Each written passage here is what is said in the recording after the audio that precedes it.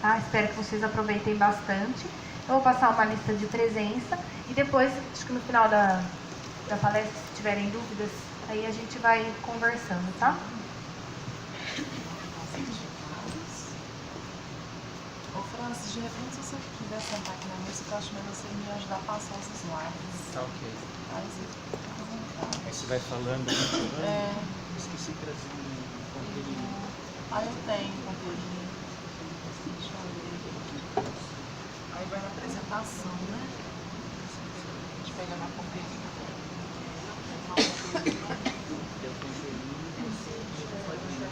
Não, eu tenho roteirinho só pra... Tá bom, aí você me dá um tempo. Então, boa tarde. Primeiro, eu quero dizer que eu estou muito feliz de vocês estarem aqui presentes. Eu sei que a jornada de quem cuida de idoso não é uma coisa fácil, né? Trocar de turno, quem é que vai ficar para mim poder sair, né? Se alguém se sentir mais à vontade ainda, ou então quiser fazer esse experimento de sentar nas primeiras poltronas, eu acho que convém algumas pessoas chegarem aqui para frente, para a gente não ficar tão distante. Será que estão ouvindo bem? Estão ouvindo bem aí atrás? Não? Chega aqui pertinho, ó. Aumenta um pouquinho. Oi. Direito ouve melhor aqui, né? Isso! Então, bom, eu sou uma pessoa que profissionalmente há 20 anos eu trabalho com a área do envelhecimento como um todo. E a minha motivação para trabalhar com a área do envelhecimento como um todo é descobrir como é que se faz para se envelhecer cada vez melhor. O envelhecimento saudável. Há 15 anos, dentro desses 20 anos, eu pratico meditação Raja Yoga, que é uma meditação dos pensamentos positivos e elevados. Simples assim. Como é que eu posso fazer para que os meus pensamentos me deem melhores resultados, de forma que eu experimento sucesso, mesmo quando eu encontro um grande obstáculo. Porque aí eu aprendo a transformar o obstáculo no aprendizado e me torno menos queixosa. E o estresse na vida de um cuidador, seja ele um cuidador familiar, que é a família que cuida. Quem é que está aqui que é família que cuida, que é cuidador familiar? Com quem vocês deixaram os idosos em casa, gente? Sozinho. Tá sozinho? Tá sozinho? Meu Deus! Então 50% é cuidador familiar e os demais todos são profissionais, é isso? Tá, então tá 50%, 50%, né? Então na vida de um cuidador, seja ele familiar, seja ele profissional, o que a gente mais tem são desafios emersos, eles parecem que correm todos atrás da gente, porque o estresse ele é muito presente todos os dias, né? Principalmente de um cuidador familiar, onde 24 horas por dia, 7 dias por semana é um trabalho que se faz, que não tem férias, não tem 13º, não tem que voltar para casa para dormir, e isso por si só já traz um estresse enorme para o cuidador familiar, que muitas vezes não consegue compartilhar suas funções com os demais membros da família, e eu acredito que isso seja devido a uma falta de preparo social. Nós não estamos educados para ainda absorver ou lidar com o envelhecimento geral de uma forma mais positiva.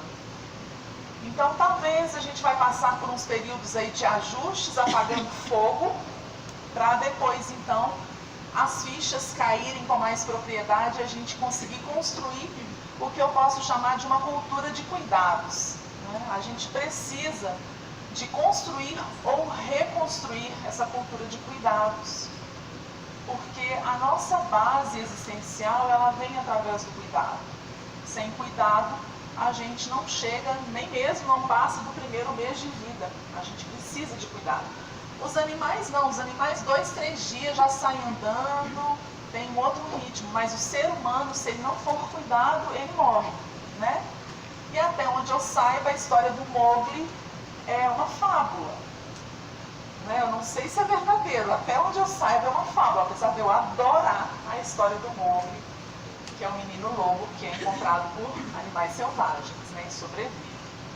Então, eu preparei um momento para a gente ter aqui que é voltado mais para nós mesmos, para a gente compreender como é que eu posso puxar esse fio da meada e começar a pensar com mais alto respeito em mim. Porque sem o meu papel, sem eu, também não consigo cuidar muito bem. Aliás, eu posso dizer assim, que talvez o idoso, a pessoa com limitação de quem você cuida, pode ser que ela esteja mais bem cuidada do que você mesmo. Só que uma hora essa corda vai roer de verdade. E no meu raciocínio eu fico pensando assim, se grande parte dos cuidadores familiares estão entre 45 a 65 anos, e grande parte dos cuidadores profissionais estão entre 35 a 45 anos, significa que a gente tem aí cuidadores pertinho ou na meia-idade, já na porta da terceira idade. Que se eu não produzir uma vida de qualidade nesse instante, eu vou me tornar provavelmente um idoso ainda mais limitado do que o idoso de quem eu cuido. E se esse idoso limitado não morrer, vai ser ele e eu. Eu vou calcular que a gente vai ter uma dependência dupla social daqui a um tempo, se a gente continuar nesse ritmo. A sociedade vai perder muito, porque vai perder mão de obra, vai perder pessoas ativas que colaboram socialmente, né? E vai perder dinheiro para ter que sustentar essas pessoas enquanto elas vivem. Fica tudo muito caro. E a gente não está aqui para viver essa tristeza, esse aperto. Só que Deus não vai vir bater uma varinha de condão para dar para a gente a felicidade gratuita, porque apesar dela ser nosso direito, ela tem que ser conquistada. E às vezes eu fico pensando assim, puxa vida, né? Existem vários trabalhos, várias atividades que as pessoas queixam, não é só o trabalho do cuidador. Não estou falando do emprego. Quando eu falo trabalho do cuidador, eu falo tanto para o familiar quanto para o profissional, ou seja, o trabalho, o dia a dia, né?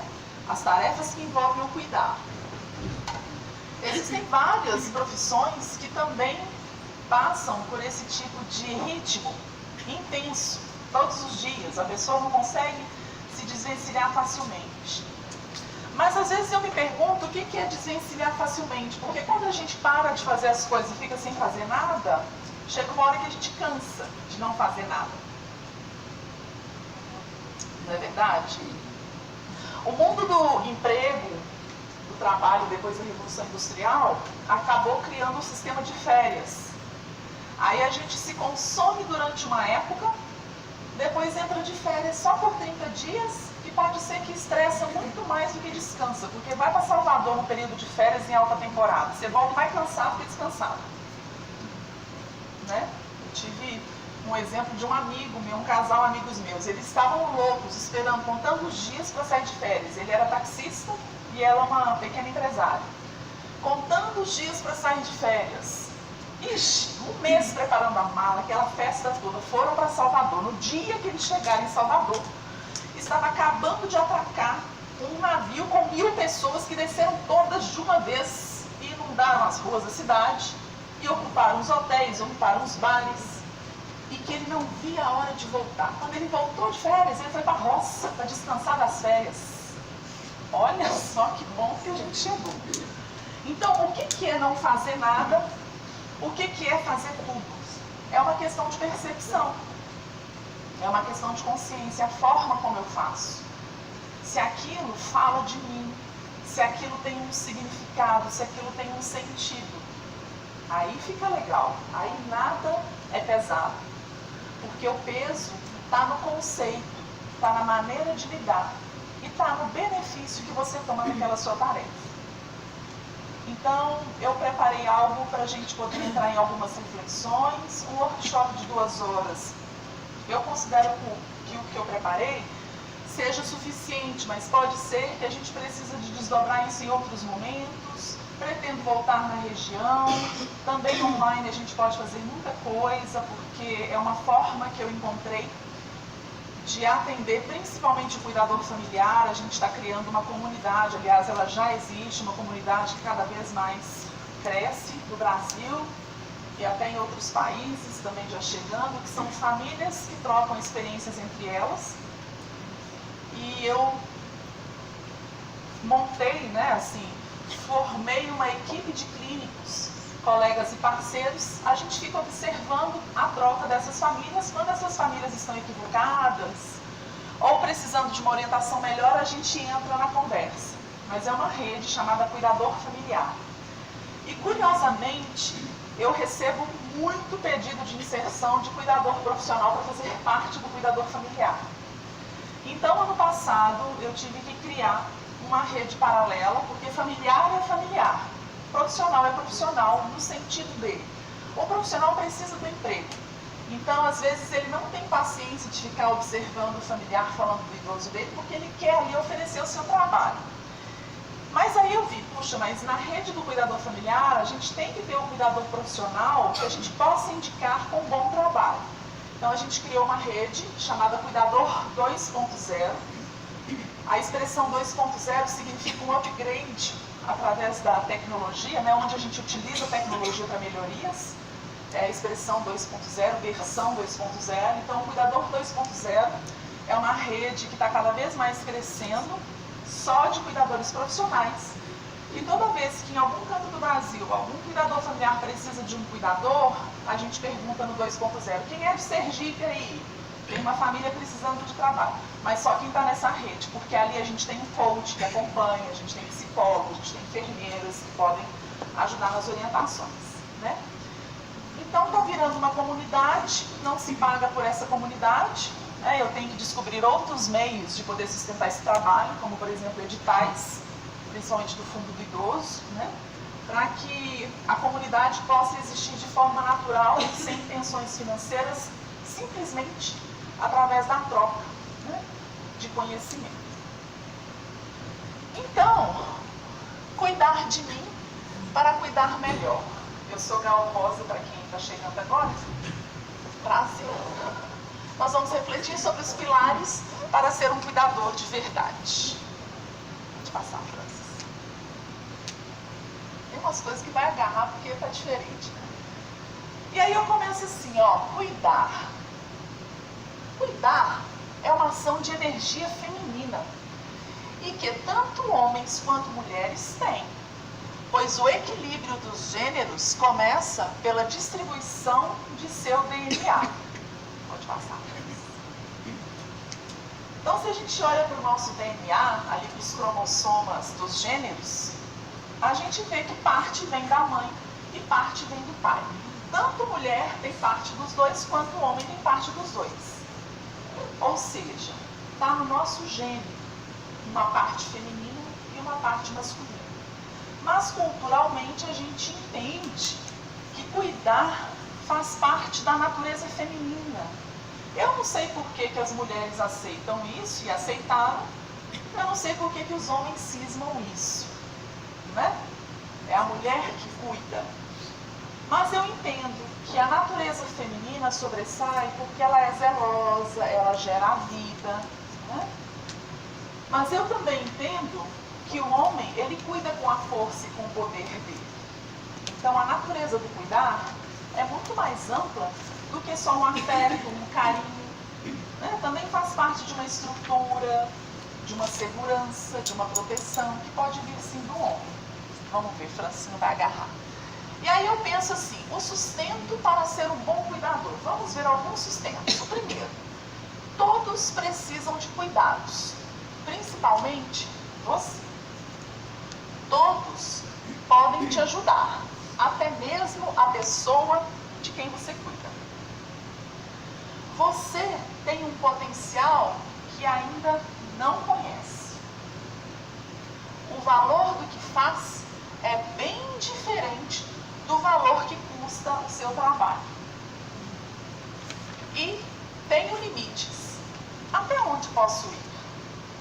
Acho que tem mais um. Tem mais. Pode Pode passar. Bom, então, coisas que um cuidador precisa saber. A gente viu coisas que sustentam e agora coisas que um cuidador precisa saber. Um cuidador, seja familiar, seja profissional, ele precisa saber a história da família que vem junto da pessoa de quem cuida. E cada família tem uma história diferente. E cada ser é inédito. Ou seja, cada um de nós vai querer ser cuidado de um jeito que é nosso. Não adianta querer fazer com um a mesma coisa com o outro, a não ser que você experimentou e o outro aceitou. Ou seja, não dá para padronizar algumas coisas do cuidado. Dá para padronizar rotina, dá para padronizar horário de remédio, horário do banho, né? Que faz parte de uma rotina que facilita, não é para o idoso, facilita para todos nós, porque a rotina é um meio da gente tocar a nossa vida gastando menos energia. Né? Rotina vem do francês que significa atalho, né? Vem do francês route, parece. Route significa atalho. A outra coisa que o cuidador precisa saber, tanto familiar quanto profissional, você tem direitos, mas não é porque você tem uma CLT ou um contrato. Então, esses direitos, eles não são defendidos apenas, somente, totalmente, exclusivamente, por um contrato de serviço, por leis trabalhistas, é muito pouco. Os nossos direitos são bem maiores do que isso. Né? As leis trabalhistas, os contratos, os acordos com a família são de direito, mas não é ali que morre o seu direito. Não é você recebendo melhor que você vai ficar feliz com o que você está fazendo. Porque pode ser que você receba melhor, mas você tem que trabalhar 4 vezes mais, você vai ficar feliz como? Se matando de trabalhar, porque é isso que muitos cuidadores profissionais fazem, inclusive, né? Para melhorar a renda. Chegam a morar na casa do idoso, aí vira uma espécie de cuidador familiar que é trabalhando 24 horas por dia, 7 dias por semana. Desenvolvendo problemas osteomusculares, dores na coluna, né? Por exemplo, insônia, a custo de mais dinheiro só. E outra coisa que o cuidador precisa saber é que você tem um corpo que tem limites, mas uma mente que pode voar. No sentido de que o seu potencial criativo pode fazer muito mais com muito menos gasto energético. Mas eu sei que o estresse impede com que eu veja o meu potencial criativo. Pode passar. Então, um cuidador de verdade é um cuidador apaixonado. Ou uma pessoa apaixonada. O que é uma pessoa apaixonada, né? Ela fica tão cega para outras coisas, porque ela só tem olhos para aquilo, que como é que ela vai sobreviver, aí no caso do cuidador, como é que ela vai pagar as contas se ela só tem olhos para aquilo? Ela não consegue pensar a vida de outra forma a não ser através daquela lente. Mas ela precisa pagar as contas. Ah, então já sei. Eu vou fazer dinheiro com aquilo que eu mais gosto de fazer, que é cuidar. E aí as pessoas vão me pagar para que eu faça aquilo que eu já gosto de fazer. Que divertido. Né? Então eu tenho essa experiência com o meu trabalho. Eu gosto tanto de estudar, de observar, de conversar com pessoas mais velhas, compreender o processo do envelhecimento, meditar sobre isso. Aliás, foi o estudo do envelhecimento, a gerontologia, que me fez raciocinar, até que eu cheguei à conclusão que a minha pergunta máxima era: o que tem no fim da vida? E quem só pode te contar o que tem no fim da vida é quem está no fim da vida, certo? Então eu fui trabalhar com longevos, com pessoas de muita idade, em processos terminais, com demência, com depressão, que no histórico dela e no dia a dia dela, elas me mostravam o que tinha no fim da vida e como é que ela fez o percurso para chegar até ali. Então, de tanto me envolver com isso, a minha pergunta era, então o que é consciência? Porque o que faz a gente chegar no fim da vida do jeito que a gente chega, são as decisões que a nossa consciência toma. Ah, então o que é consciência? E a ciência não explica o que é consciência. Porque consciência é um estudo próprio. A consciência a gente só consegue entender com autoconhecimento. Por quê? Porque não existe outra consciência igual à minha. Não adianta eu estudar a sua consciência, ela não vai me servir. Não adianta eu estudar a sua não adianta. Eu tenho que estudar a minha. E se eu fizer um livro da minha consciência, quem comprar é bobo, porque não vai funcionar para a pessoa. Só vai funcionar para mim. Por isso que o autoconhecimento, aí veio a meditação, entrou na minha vida dessa maneira e as coisas se tornam mais leves. Porque além de eu me envolver com coisas que eu gosto, as famílias me pagam e eu ainda consigo vender coisas pela internet fazendo aquilo que eu gosto. Já é uma forma criativa da gente pensar no nosso trabalho.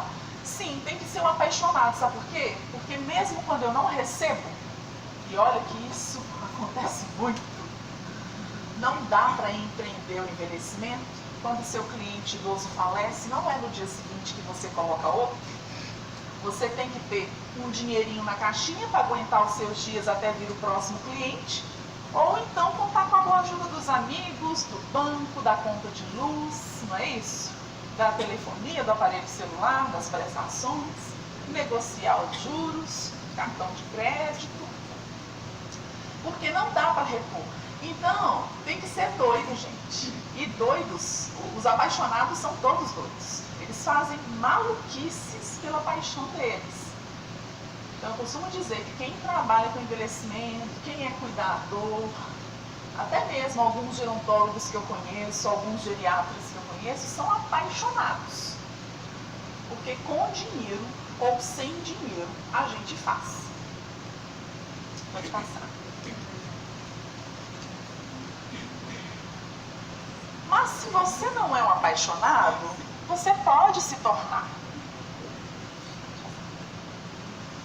Até mesmo porque de cuidados é o que o mundo mais precisa neste momento. Certo? Quem é que precisa de cuidado aqui, gente? Todo mundo precisa. Né? Então, onde é que a gente deixa entrar aquela arrogância de quem é o cuidador que sou eu? Para ganhar, às vezes, desculpa, uma merreca. E eu encho a boca sem perceber, tá? Sem perceber. Quando, por exemplo, eu não consigo observar em detalhes se aquilo que eu estou fazendo com o idoso de quem eu cuido realmente é aquilo que ele precisa. Porque quem é o cuidador aqui sou eu, então sou eu que sei o que ele precisa. Vai ser assim, assim, assim. Tem coisa que não é porque o cuidador quer ou porque o idoso pede, não. Porque é regra, faz parte da rotina. Mas até que ponto vai a minha interação com aquilo que eu estou fazendo? Será que eu estou fazendo porque eu gosto, com prazer, por amor?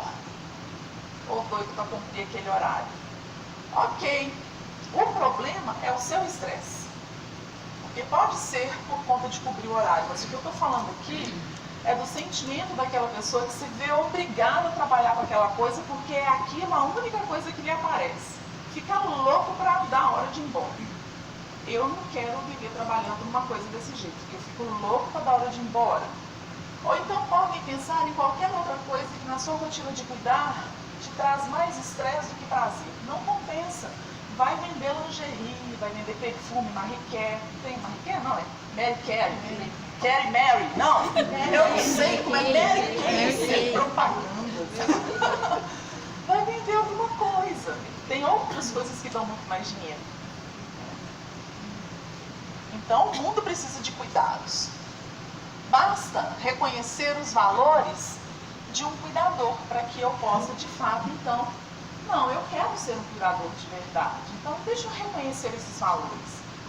Assim, não, eu quero, eu sinto que eu quero. Eu não sei por que eu sou cuidador, não, mas eu sinto que eu quero. a gente tem que ampliar a nossa visão, porque quanto mais visão ampla significa mais conhecimento, e nós seres humanos somos sedentos por conhecimento. O conhecimento nos liberta sempre, o conhecimento nos deixa sentir capazes. É o nosso principal meio de defesa, por isso que educação tem que vir antes da saúde no país. Quanto mais educada uma população, mais saudável ela é. Então vamos ver os valores de um cuidador.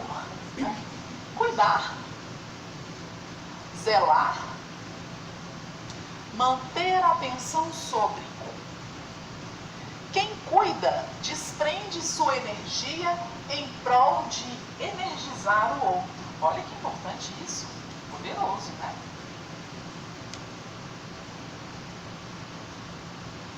Quem cuida reenergiza. Olha que importante isso. Quem cuida tem para doar. Mas como eu dou sem ter? Se eu não tenho? Se eu não tenho? E aí, eu vou fazer uma brincadeira aqui que é assim, que nem os enamorados, né? As pessoas não ficam procurando uma pessoa que as ame e para amar, né? Então, é engraçado, porque se a gente pensar assim na questão de ter para poder doar, com certeza é muito mais verdadeiro e menos complicado. Porque é igual duas pessoas que ficam uma procurando amor na outra. Se uma está procurando amor na outra, é porque nenhuma das duas tem para dar, entendeu? Aí briga muito, né? Então, para a gente poder doar e cuidar tem a ver com isso, eu estou reenergizando o outro, eu tenho que ter. E aí, o primeiro a ter sou eu. Depois, o outro. Então, primeiro sou eu. Depois, eu posso dar para o outro. Até aqui está ok? Afinal de contas, somos seres essencialmente sociais. A gente precisa uns dos outros. Só conseguimos e sabemos viver porque em algum momento alguém cuidou de mim. E nós continuamos passando pela vida precisando de cuidado. Só que de diferentes tipos. Quando criança eu preciso de um certo tipo de cuidado, quando adolescente eu preciso de outros. Aí a rua, a escola, a sociedade passa a realizar um papel importante, né, na nossa vida. Como é que nós cuidamos uns dos outros na rua? Tem um vídeo desses de WhatsApp, né, muito interessante, que ele faz a gente refletir sobre a indiferença do outro. Então o homem vai passando pelo corredor para pegar o elevador. Na hora que ele entra no elevador, ele vê uma moça cheia de compra vindo no elevador e a porta fechando. E ele com a mão no bolso. Ele deixou a porta fechada. Vocês já viram esse videozinho? Aí depois ele vai atravessar a rua, vê uma senhora com muita dificuldade de atravessar a rua, ele atravessa na frente dela, vai para lá, ela dá uma pirueta. Estava falando sobre a indiferença, como é que às vezes nós passamos pelas pessoas que precisam de um mínimo de ajuda e a gente nem sequer observa. Não é sair oferecendo ajuda para tudo quanto é tipo de gente, não é isso. Até mesmo porque a gente tem uma tendência a oferecer ajuda excessiva para quem a gente acha que está idoso ou idosa. Aí ele vira para você e fala: que isso, não preciso. Já aconteceu isso com vocês? Né? Porque a gente antecipa a incapacidade do outro. Mas pelo menos observar, deixa eu ver se ele vai correr risco.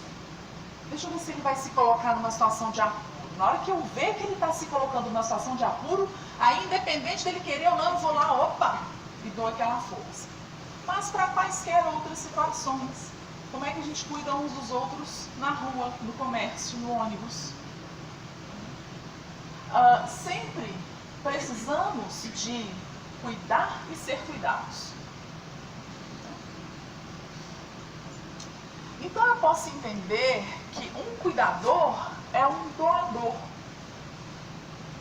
Certo? Ou não? cuidador é um doador. Um doador de alívio que com seus atos cuida da dor do outro.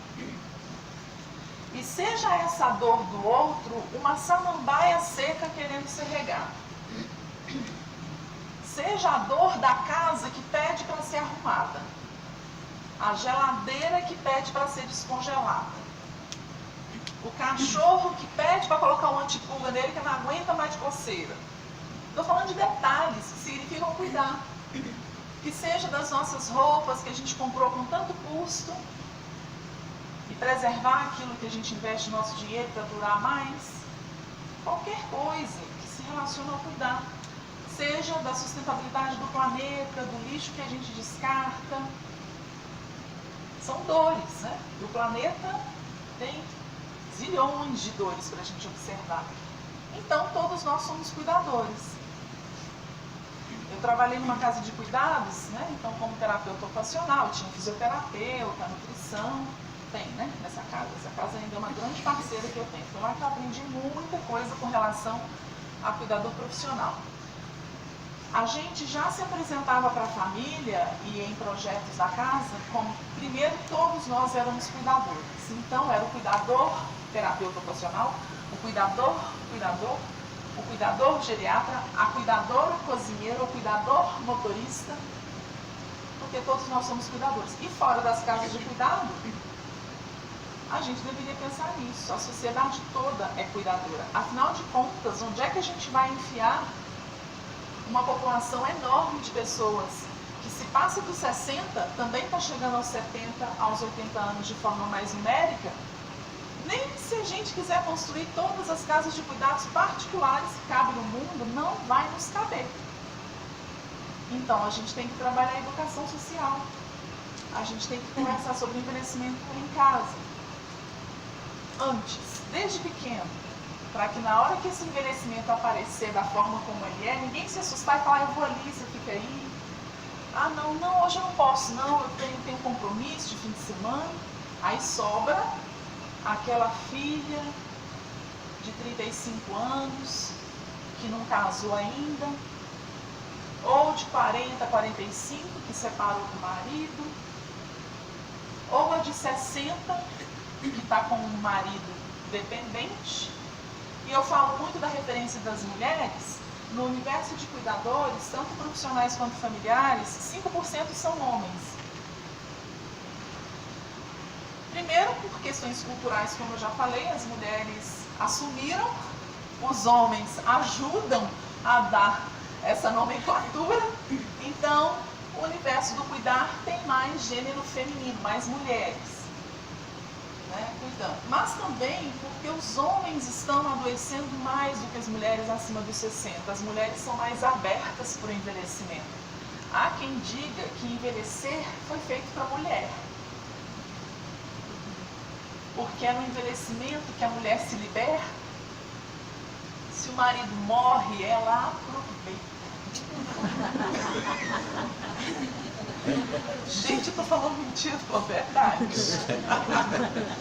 Faz um monte de coisa que sempre quis fazer, mas enquanto ele tá morrendo, ela fala que nunca mais vai fazer nada, com dificuldade para sair de casa, ai, que não gosta disso, não gosta daquilo, ai, meu marido e tal, o marido morreu, ai, mas faz cada coisa que a gente fica assim, como, gente, olha, deu a volta por cima. Então, há quem diga que o envelhecimento é feito para a mulher, é onde a mulher se descobre mais, ela entende o significado